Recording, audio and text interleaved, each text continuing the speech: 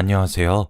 요즘 세상이 아무리 말세라고 하지만 어떻게 이런 일이 제게 생길 수 있는 것인지 저희 부부가 실제로 이런 경우를 겪게 될 줄 몰랐습니다. 저는 올해 60이 되는 여자입니다. 남편과 결혼한 지 올해로 딱 35년이 되었죠. 제 나이 25살에 저보다 5살 많은 남편에게 시집을 왔습니다.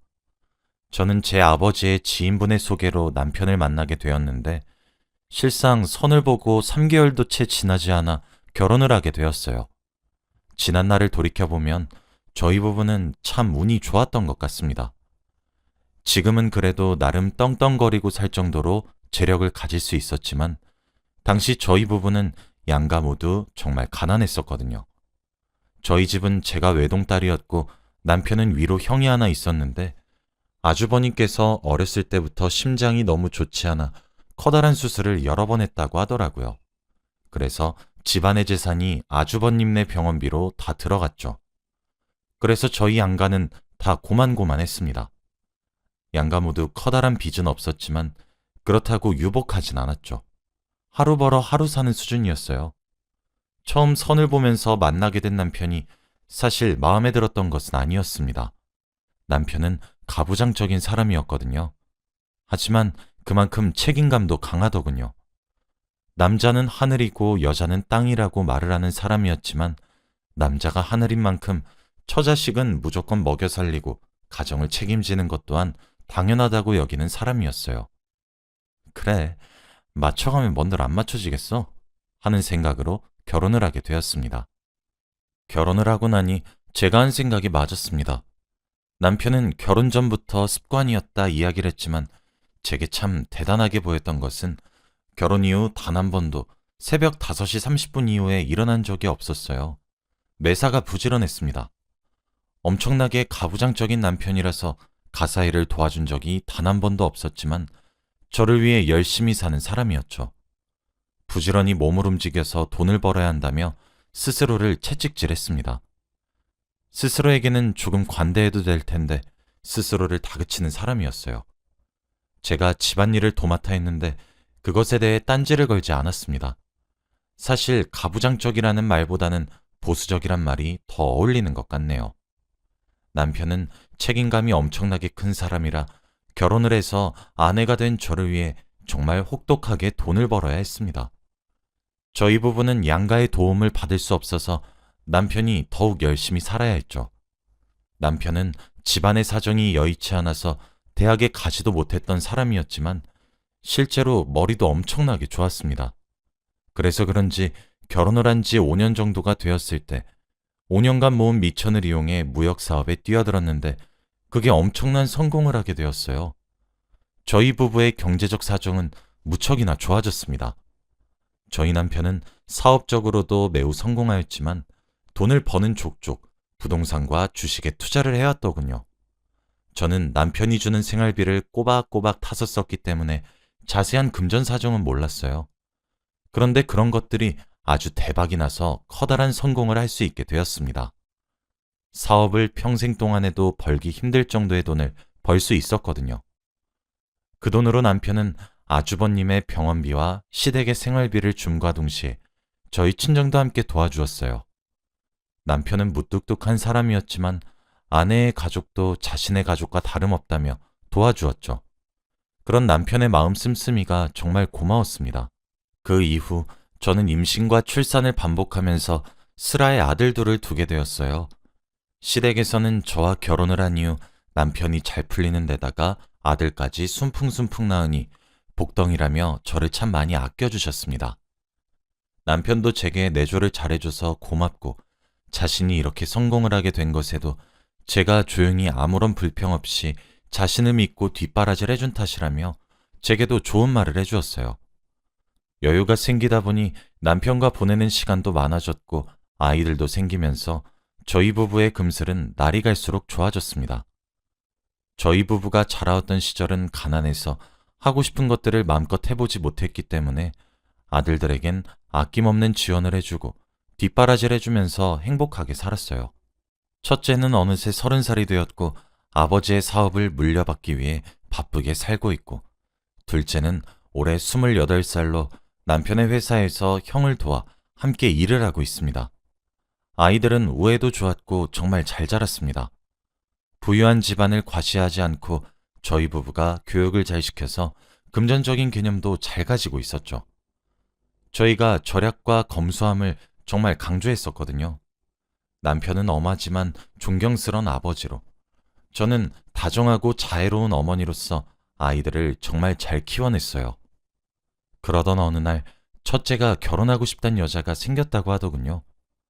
마냥 첫째가 제 눈에는 어린아이로 보여 더 데리고 살다 보내고 싶었지만 아이의 독립을 저는 찬성했습니다. 첫째가 보여주겠다 데려온 여자친구는 참하게 생겼더군요. 집으로 초대해 주셔서 감사하다며 제게 꽃다발을 내미는 것을 보니 가정교육도 잘 받았구나 싶었습니다. 그 아이는 성년 이후 다른 지역으로 취업을 하는 바람에 혼자 살기 시작했고 첫째 아들을 만나게 되었다고 했죠. 곱게 자라 순진한 아들에게 생활력도 강하고 사회생활 또한 이해해주는 며느리를 원했기 때문에 좋은 아이구나 싶었습니다. 잘 어울리기도 했거든요. 그런데 이상할 정도로 정이 안 가더군요. 제 앞에서 애교도 잘 부리고 어머님 어머님 하며 잘 따르려 노력도 했거든요. 기분 탓이겠거니 하며 여겼고 둘 사이가 점점 깊어지고 사랑이 무르익는 눈치길래 상견례까지 했습니다. 예비 사돈댁이 될 어른들도 만나 뵈었는데 참 점잖으시더라고요. 저런 부모님 밑에서 큰 며느리라면 괜찮겠다고 마음을 놓으려고 했습니다. 저는 며느리를 보는 조건에 돈이나 집안을 보지 않았어요. 저는 딱 하나만 봤습니다. 바로 며느리의 성품. 그거 하나만 바랐어요. 저와 남편이 자수성가로 성공을 이끌 수 있었던 것은 저도 남편도 서로를 믿었기 때문이었죠. 저는 부부란 자고로 어려운 일이 닥쳤을 때 둘 다 힘을 내서 으쌰으쌰 헤쳐나가는 것이 인지상정이라 생각하거든요. 남편은 싹싹한 며느리를 반기는 눈치였습니다. 그래서 제가 조금 뚱하게 행동하는 것을 보고 의아해했죠. 남편은 제 촉이 그런 거냐며 재차 물었고 저는 잘 모르겠다며 대답으로 일관했었는데 사돈댁이 괜찮은 것을 보고 아무 일도 아니겠지 하고 말았어요.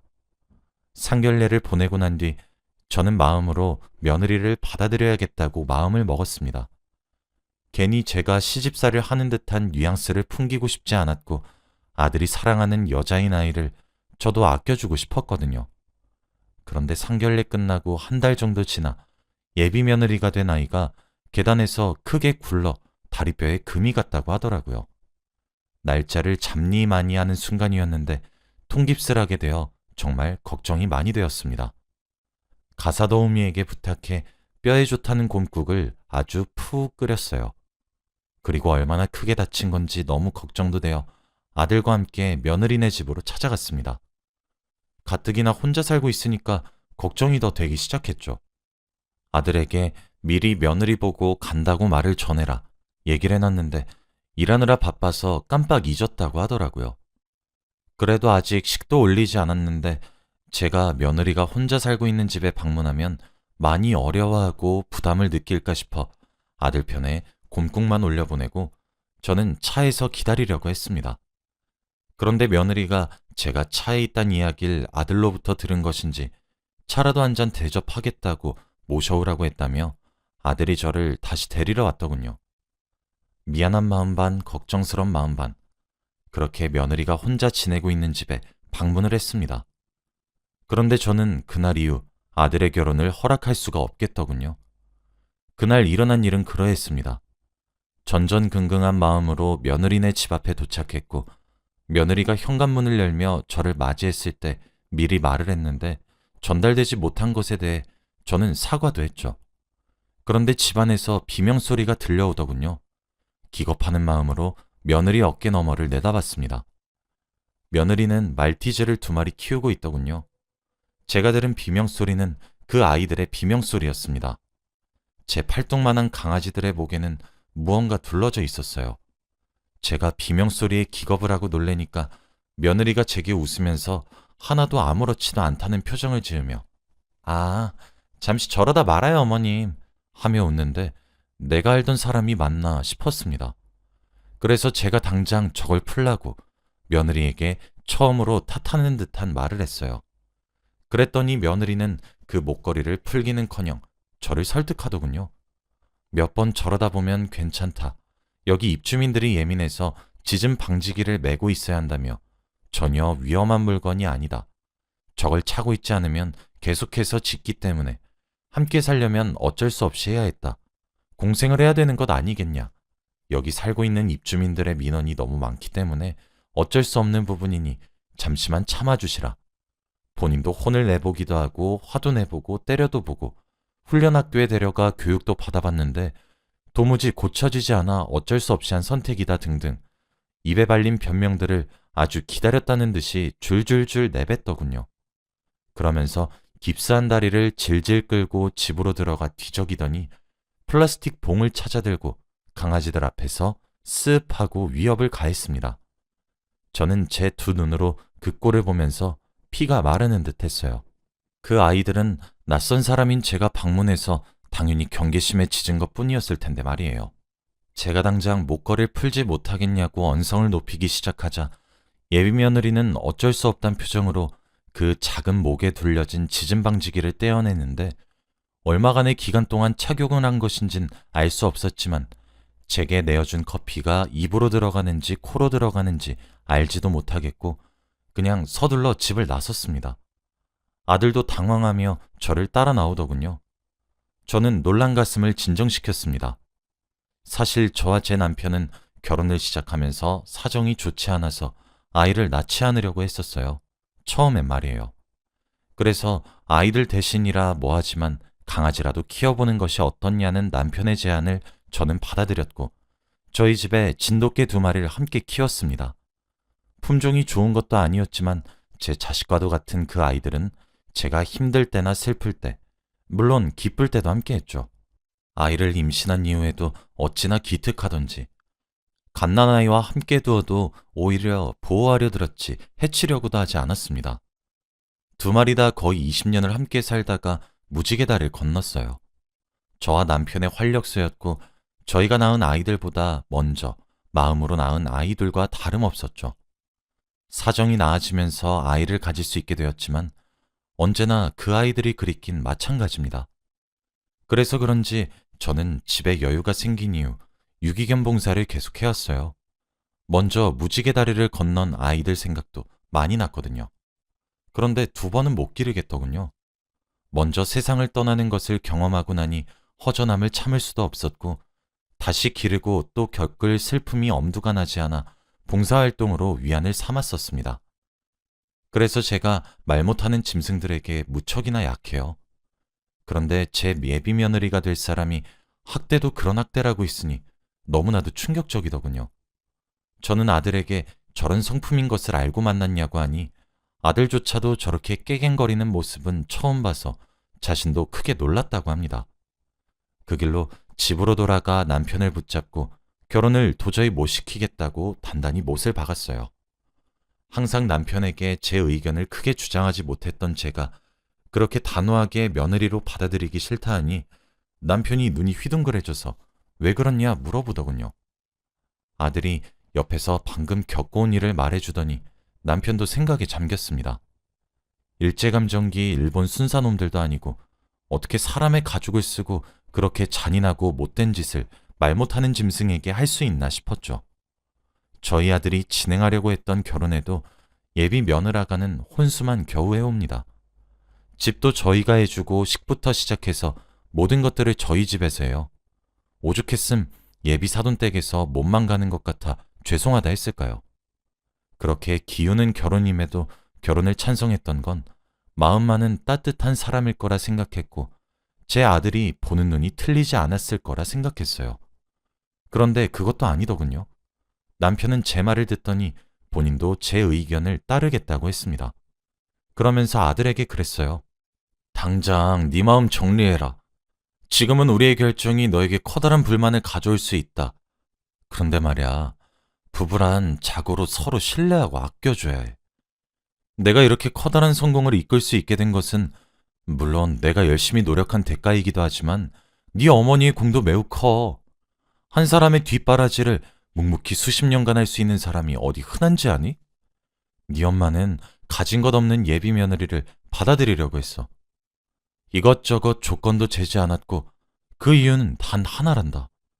나와 네 엄마는 성품이 고든 여자를 며느리로 받아들이고 싶지, 그렇게 잔혹한 성정을 가진 아이를 받아들이고 싶진 않아.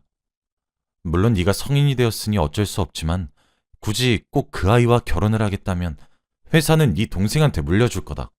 라고 말이에요. 하지만 첫째 아들도 저희의 마음을 알게 된 것인지 본인도 그런 광경을 처음 봐서 놀란 것인지 시간을 조금 달라고 한 뒤 자기 방으로 들어가더군요. 저는 다음날 예비 며느리였던 아이에게 전화를 했습니다. 내가 가진 것 없이 시집을 와도 환영을 했던 이유는 하나였어요. 나와 내 남편이 며느리를 보는 조건은 딱 하나, 성품이었기 때문이죠. 내가 젊어서 고생했는데도 남편을 존중하는 이유는 내 남편이 보수적인 면은 있어도 성품이 올곧은 사람이고 책임감이 강한 사람이기 때문입니다. 우리가 이렇게 나름대로의 부유함을 누리고 살 수 있을 때까지 얼마나 많은 고비가 있었는지 아나요? 그 모든 역경과 고난을 겪으려면 배우자의 성품이 가장 중요해요. 그래서 성품, 그거 딱 하나 봅니다. 아무리 내 배 아파 낳은 자식이어도 내 눈에 차지 않을 때가 종종 있어요. 그렇게 사랑하는 내 아들도 완벽한 아이가 아니라서 남의 자식이 이렇니 저렇니 따질 입장은 되지도 않는다고 생각하며 살아왔습니다. 그런데 아무리 생각해도 어제 그 아이들이 질렀던 비명소리가 잊혀지지 않아요. 이 결혼은 다시 생각해 주었으며 어제 남편과 충분히 상의도 했고 아들도 생각을 해본다고 했으니 둘이서 잘 끝내길 바랍니다. 말 못하는 짐승이어도 감정이 있고 생각이 있어요. 미안한데 결혼은 없던 일로 하기로 해요. 라고 말이에요. 일방적으로 전화를 하고 제 할 말만 하고 전화를 뚝 끊었습니다. 그 이후로 며칠은 그 아이가 직접 집으로 찾아오더군요. 억울하다고 말을 하면서요.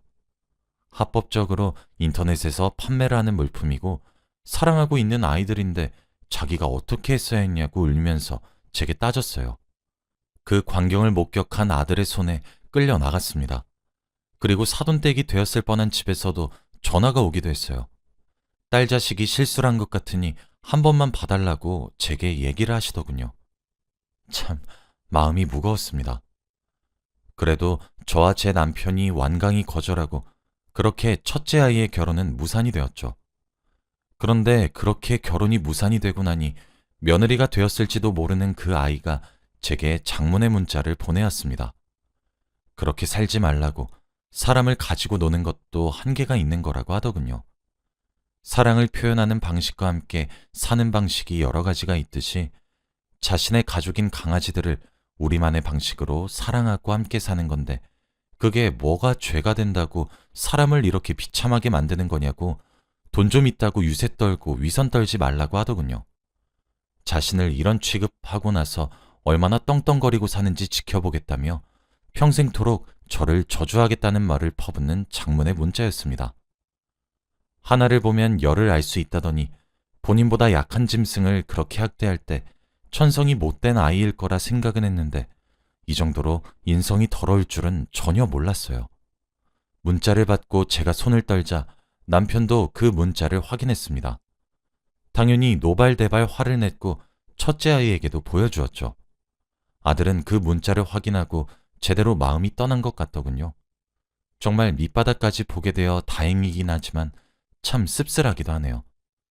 남편은 집안에 여자가 잘못 들어오면 풍비박산이 나는데 제가 그걸 잘 막았다고 위로를 건네지만 마음 같지가 않습니다. 첫째 아들은 이 상처가 조금 오래 갈 것 같아요. 그래도 어찌나 착한지 미안하다고 사과를 건네는 제게 자신이 여자 보는 눈이 너무 낮았던 것을 제가 왜 사과를 하냐 편을 들어주기만 해서 고맙기만 합니다. 제 이야기는 끝이에요. 참 없이 살 적에는 잃을 게 없어서 그런지 좋은 성품을 가진 사람들을 잘 찾아낼 수 있었는데 가진 재산이 생겨버리니 가식인지 진심인지 구별할 방법을 잘 모르겠습니다. 그래도 어떻게든 잘 헤쳐나가야겠죠. 여기 있는 여러분들도 며느리 또는 사위를 들이실 때 참 잘 보셔야 할 것 같다는 생각이 드네요. 이만 제 긴 이야기를 마치겠습니다. 들어주셔서 감사합니다.